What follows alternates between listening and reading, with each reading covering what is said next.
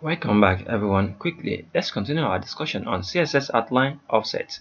And right now we'll be discussing about how we can another way which we can use our CSS outline offset property.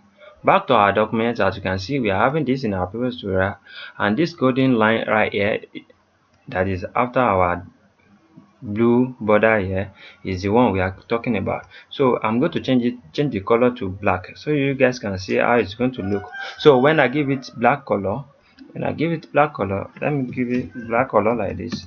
After giving it black color and reload my document, you're going to see how it looks. Can you see it's looking like this, right? But one thing I want to do right now is that I want to bring this black lines here, I want to bring it into our border here. I don't want it to be outside our border. So that's what I want to do.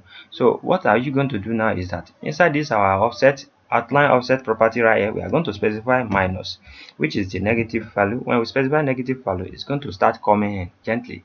Can you see it is coming in? So when I give it like another value, let's say like I gave it 32.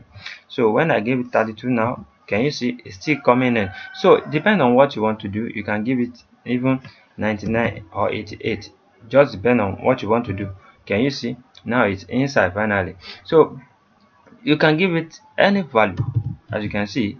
So and you can rearrange it, you can reorganize the way the place you want it to be.